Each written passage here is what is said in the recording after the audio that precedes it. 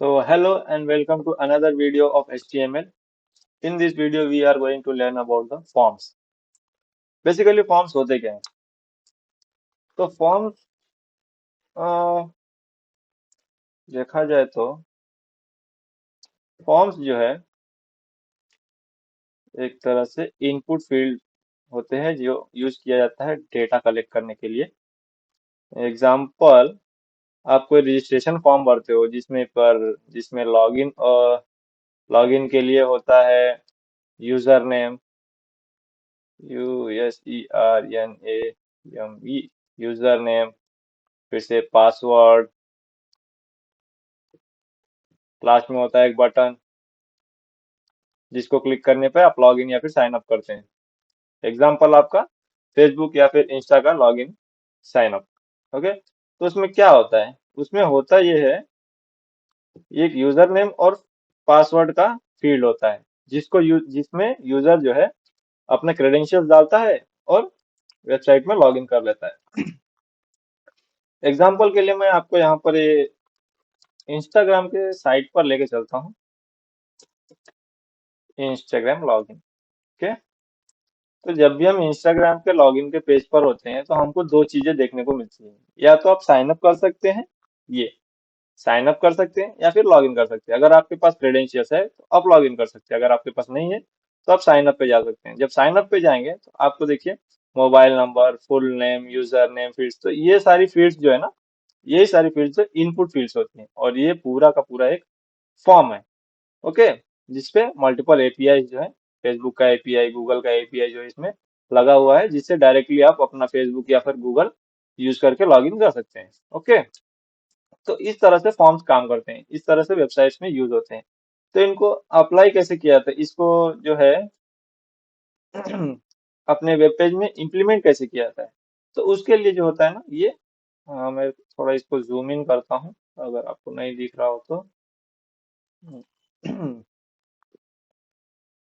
तो इस तरह से इस पे फॉर्म्स का एट्रीब्यूट यूज किया जाता है। ये फॉर्म का एट्रीब्यूट है। फॉर्म के एट्रीब्यूट में एक्शंस, एक्शन मेथड का यूज, एक्शन मेथड्स, टारगेट्स, ये जो है एट्रीब्यूट्स इसके हैं। एक्शन एक्शन इसलिए होता है ताकि आपके पेज पर जब भी आप सबमिट बटन पर क्लिक करें तो कौन सा एक्शन परफॉर्म होना चाहिए, मतलब कि बैकएंड में कौन सा डेटा पर स्टोर होना चाहिए, क्या प्रोसेसिंग होनी चाहिए, ये एक्शन मेथड स्पेसिफाई करता है, एक्शन स्पेसिफाई करता है। मेथड क्या होता है? मेथड वो होता है कि जब भी आप कोई डेटा सबमिट करते हैं, तो यूजुअली जब भी आप ब्राउजर में डेटा सबमिट करते हैं, तो जब भी सबमिट किया जाता है तो आप जो है पोस्ट मेथड का यूज करते हैं, और जब भी कुछ डेटा रिट्रीव करते हैं तो आप गेट मेथड का यूज करते हैं। ओके, यहाँ पर गेट मेथड का यूज किया जाता है। तो आपको पता होगा HTTP मेथड्स के, पोस्ट, गेट, गेट, डिलीट, या फिर अपडेट, तो ये सारे मेथड्स होते हैं। टारगेट क्या है? टारगेट ये है जो आपको जब भी आप सबमिट बटन पर क्लिक करते हैं तो आपको दूसरे पेज पे जाना है, मतलब आपके पेज के विंडो का एक टारगेट है, कौन से पेज पे टारगेट करना है आपको, कहाँ पर आपको न्यू विंडो में खोलना है अपना अगला पेज, या फिर सेम पेज पे खोलना है, या फिर न्यू टैब में खोलना है। ये ऑटो कंप्लीट वगैरह जो है इसके एट्रीब्यूट्स होते हैं। तो एक्शन हमने देख लिया। और बेसिकली देखिए जो फॉर्म्स के अंदर है ना, फॉर्म्स के अंदर जो है ये हम देख रहे हैं, तो इनको जो है ना इनपुट फील्ड्स बोलते हैं, इन्हीं को इनपुट फील्ड्स बोलते हैं। तो ये अभी जो फिलहाल में हम देख रहे हैं, तो ये तो टेक्स्ट इनपुट फील्ड है, ये टेक्स्ट इनपुट फील्ड है। ये एक बटन है हमारे पास, जब भी हम लोग मोबाइल नंबर का इस्तेमाल करते हैं तो ये हमारा जो होता है नंबर इनपुट फील्ड होता है। ओके, नंबर वाला। तो इस तरह से हम मल्टीपल इनपुट टाइप्स भी दे सकते हैं, इनपुट फील्ड्स भी दे सकते हैं अपने फॉर्म्स में। अभी के लिए हम सिर्फ और सिर्फ टेक्स्ट फील्ड और बटन्स वगैरह पे कंसंट्रेट करेंगे। इनपुट टाइप्स के बारे में एक सेपरेट से वीडियो हम बनाएंगे जिसमें हम डिटेल में इनपुट फील्ड्स के बारे में देखेंगे। ओके, तो क्या है? HTML forms are used to collect user inputs data and store them on database. Okay, तो इस तरह से ये क्या आता है, देखिए मल्टीपल इनपुट फील्ड्स होते हैं, जैसे कि text field, number field, date, time, button, radio button etcetera. तो ये सारी इनपुट फील्ड्स है, इसके बारे में आगे हम बाद में डिटेल में देखेंगे। अभी के लिए मैं आपको एक सैंपल डेटा दिखाता हूँ, सैंपल कोड दिखाता हूँ कि एक्चुअल में होता दिखता कैसे है फॉर्म जब हम अप्लाई करते हैं।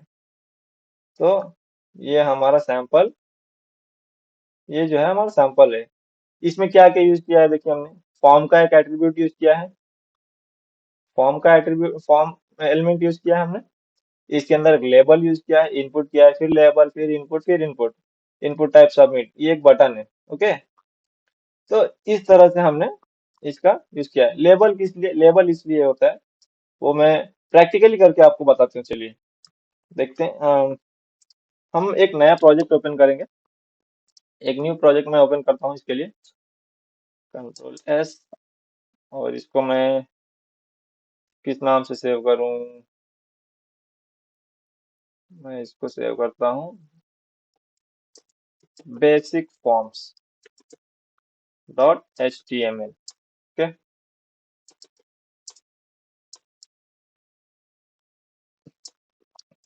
H two as usual forms example.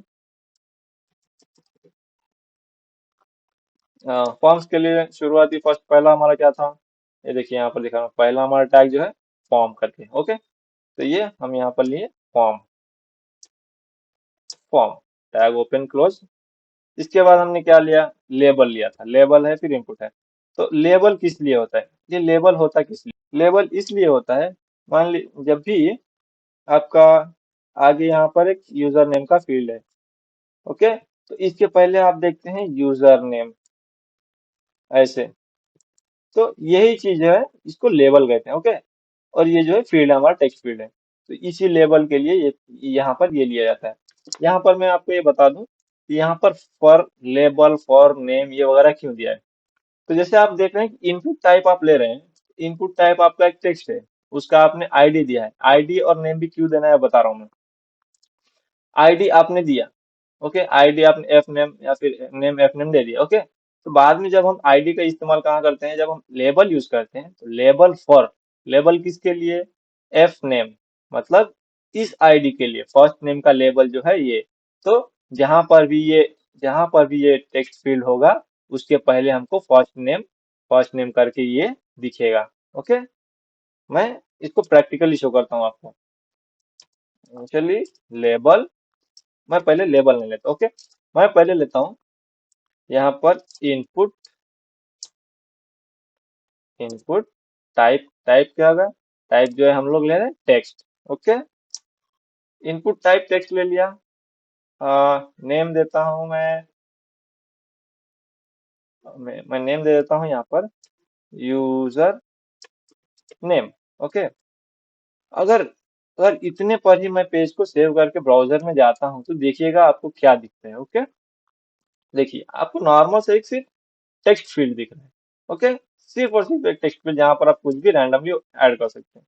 But ये कहाँ होगा, क्या होगा, इसका कुछ आपको, ये किस लिए है, यहाँ पर कुछ दिख नहीं रहा। ओके, तो जब भी हम यहाँ पर लेबल फर करेंगे, यहाँ पर लेबल ऐड करेंगे, तो यहाँ पर फर करके दूंगा।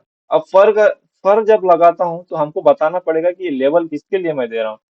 तो किसके लिए मतलब मुझे एक नाम देना पड़ेगा। तो मैं क्या करूंगा, यहाँ पर इसको एक नाम देता हूँ आईडी के साथ, आईडी करके, और यूजर नेम, ये मैंने नाम दे दिया। अब इसी नाम को मैं यहाँ पर फॉर किसके लिए, यूजर नेम के लिए मैं यूज करूंगा। और इसके सामने क्या शो करना चाहिए, जो भी विजिबल पार्ट होगा वो यहाँ पे आएगा ना, ठीक है, दोनों टैग्स के बीच में। तो मैं यूजर, ठीक है, मैं इसके बिना पहले आपको दिखाता हूँ। पेज को सेव करता हूँ, ब्राउजर पे चलते हैं, रिफ्रेश किया, कुछ चेंज नहीं दिख रहा है। ठीक है, हमने लेबल बता तो दिया कि यूजर नेम इसके लिए है, बट एक्चुअली में वहां पर दिखना क्या चाहिए ये हमने नहीं दिया। तो मैं यहाँ पर यूजर नेम करके दे रहा हूँ। अभी सेव करूंगा और देखिएगा इस बार, ये देखिए यहाँ पर यूजर आ गया, यूजर नेम। ओके, तो इस तरह से हम ये दे सकते हैं। इसको थोड़ा और ये करने के लिए, ओके, ठीक, ये इस तरह से हम लोग यूजर नेम ये फील्ड दे सकते हैं। सेम इसी तरह से हम लोग अभी पासवर्ड का फील्ड ऐड करने वाला है। कॉपी, सेम, सारा का सारा सेम। अब बस यहाँ पर ये यूजर नेम आईडी मैंने इसको यूजर नेम दे दिया है, टेक्स्ट फील्ड है ये भी। और इसका क्या है, ये किस लिए है इनपुट फील्ड, ये जो है पासवर्ड के लिए, PASWRD, इसका मैंने नेम पासवर्ड दिया है। और इसका भी आईडी हम देते हैं पासवर्ड। और फॉर लेबल फॉर किसके लिए, लेबल फॉर पासवर्ड, ये पासवर्ड दिखना चाहिए हमको, PASWRD, ये शो करने के लिए, ओके। और लेबल फॉर जो है हमारा ये आईडी है, तो इस आईडी को हम यहाँ पर देंगे क्योंकि हम इसके लिए करना है। तो इसको सेव करूंगा ब्राउजर पे, देखिए, ये देखिए कैसे आ गया इस तरह से, ओके। तो यहाँ पर यूजर नेम डालेंगे और यहाँ पर पासवर्ड डालेंगे, ठीक है। मान लीजिए अभी ये वर्टिकली दिख रहे हैं, तो मैं यहाँ पर ना एक छोटा सा एक ब्रेक टैग का यूज करूंगा, ब्रेक, ब्रेक का यूज करके सेव करेंगे और रिफ्रेश, ये देखिए नीचे आ गया। मैं एक और दो ब्रेक यूज करता हूँ ताकि थोड़ा गैप आ जाए, ये अभी के लिए, बाद में CSS तो अप्लाई करेंगे ही हम बाद में इसमें, ओके। तो थोड़ा गैप आ गया इसमें, ठीक है। तो इस तरह से हम इसको यूजर नेम और पासवर्ड का अप्लाई देते हैं। अब अगला रह गया हमारा कि यूजर नेम तो हमने मान लीजिए कि डाल दिया test user, okay. Password 1 2 3 4 5 6 7 8 9, okay. अब मेरे को रखना है, अब मेरे को देना है यहाँ पर बटन एक, ताकि जिस पे मैं क्लिक करूँ तो मेरा जो है डेटा बैकएंड में सेव हो जाए। याद रखिएगा बैकएंड का कोड हम नहीं लिख रहे हैं, अभी हम सिर्फ और सिर्फ फ्रंट एंड पे कर रहे हैं, ठीक है। तो मैं यहाँ पर एक और चीज ले रहा हूँ, इनपुट का, इनपुट, और इस बार टाइप लेता हूँ मैं सबमिट, ओके। और इस बार इसमें ना नेम के साथ हम वैल्यू का यूज करते हैं, तो वैल्यू, जब भी सबमिट का यूज करते हैं तो हम वैल्यू यूज करेंगे, ठीक है। तो वैल्यू में मैं देता हूँ SUBMIT, submit, control S, browser, refresh करूंगा, ये देखिए यहाँ पर सबमिट बटन आ गया, ओके। तो इसको भी हम नीचे लाएंगे, तो इसके लिए मैं इस ब्रेक को कॉपी करूंगा दोनों, sorry, control C, control V, और चलते हैं कंट्रोल S, टैब पे रिफ्रेश करता हूँ। ओ, ये नीचे नहीं आ रहा है, ओके, ये साइड में आ रहा है। चलिए, ये जो भी है वो CSS का मामला है, वो बाद में देखेंगे, ठीक है। वो आप खुद से ट्राई कीजिएगा उसको नीचे लाने का। मैं इसको अभी के लिए आपको, ये देखिए आ गया, ओ, पेज सेव नहीं हुआ था लगता है, ओके। तो अब ये नीचे आ गया, तो हम क्या करेंगे, यहाँ पर यूजर नेम हमारा डालेंगे, मानी पासवर्ड इस पासवर्ड, और करेंगे सेव। यहाँ पर देखिए क्या हो रहा है, नॉर्मली बस यहाँ पर आपको बता रहा है कि आपने यूजर नेम और पासवर्ड जो है ये एंटर किया है, और आपका डेटा जो है ऐसे बैकएंड में सेव होगा। तो बैकएंड का सेव करने का कोई भी कोड हमने अभी दिया नहीं यहाँ पे, ठीक है। जब भी हम बैकएंड का कुछ कोड देंगे तो हम यहाँ पर स्पेसिफाई करेंगे, फॉर्म के साथ एक्शन लगाएंगे, ओके, एक्शन। और एक्शन में जो भी हमारा कोड का फाइल का नेम होगा, जिस पे भी, जैसे कि अगर हमने PHP कोड लिखा है तो PHP में जो भी हमने लॉग इन का, फिर लॉग इन डॉट PHP, तो इसको हम लोग यहाँ पर स्पेसिफाई कर देंगे ताकि जब भी बटन पर क्लिक हो ये एक्शन परफॉर्म हो, ठीक है। और इस एक्शन को कॉल करने के लिए ना हम यहाँ पर जो है, यहाँ पर यहाँ पर फॉर्म एक्शन का यूज करेंगे, फॉर्म एक्शन यूज करके, और हमारा जो भी ये आएगा जो एक्शन परफॉर्म करवाना है, वैसे भी हम उसको कॉल कर सकते हैं, ओके। तो हमारे पास अभी के लिए कोई बैकएंड का कोड नहीं है और हम यूज नहीं कर रहे हैं अभी, तो हम बस यहीं पर स्टॉप करेंगे, ठीक। अगले वीडियोस में हम देखेंगे कि मल्टीपल, जैसे नंबर फील्ड, पासवर्ड फील्ड, जैसे कि पासवर्ड डालते हैं यहाँ पर आई आइकॉन दिखता है, उस तरह के फील्ड्स वगैरह कैसे ऐड करना है, मैसेज टेक्स्ट एरियाज कैसे डालना है, टेक्स्ट एरियाज के बारे में भी देखेंगे। और multiple check boxes, radio button, और जो ड्रॉप डाउन सिलेक्शंस होते हैं, ये इन तीन चीजों के बारे में हम एक अलग वीडियो बनाएंगे, ठीक है। तो ये इतना ही, फॉर्म्स के लिए इतना ही। Thank you for watching.